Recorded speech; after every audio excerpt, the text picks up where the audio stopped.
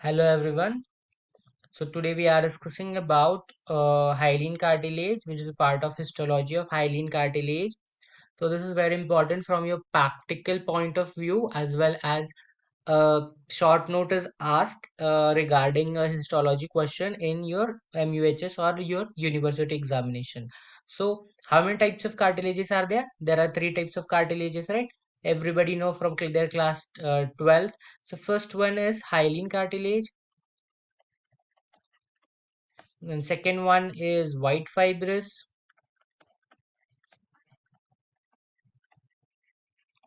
And third one you have is elastic cartilage,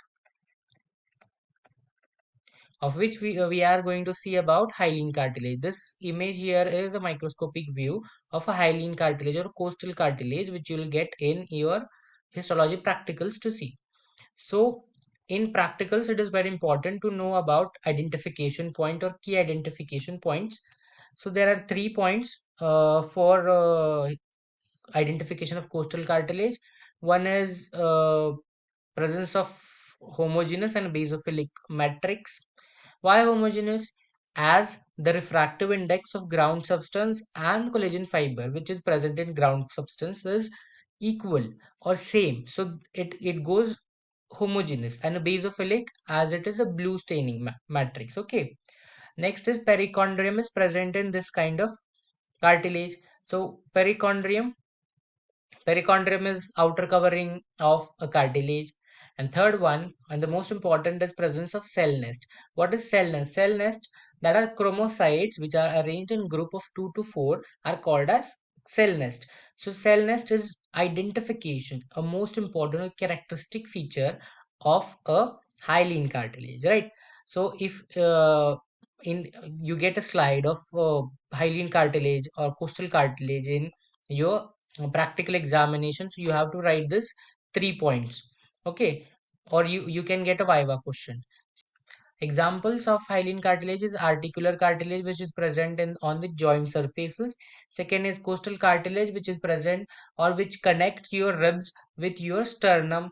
Third is epiphyseal plate, and fourth is fetal skeleton. All of these are made up of hyaline cartilage. So examples are also important to learn.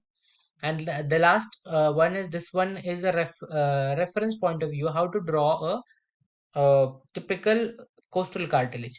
So here you will see uh, perichondrium. So there is, this one is a perichondrium. Perichondrium consists of outer fibrous and inner cellular perichondrium.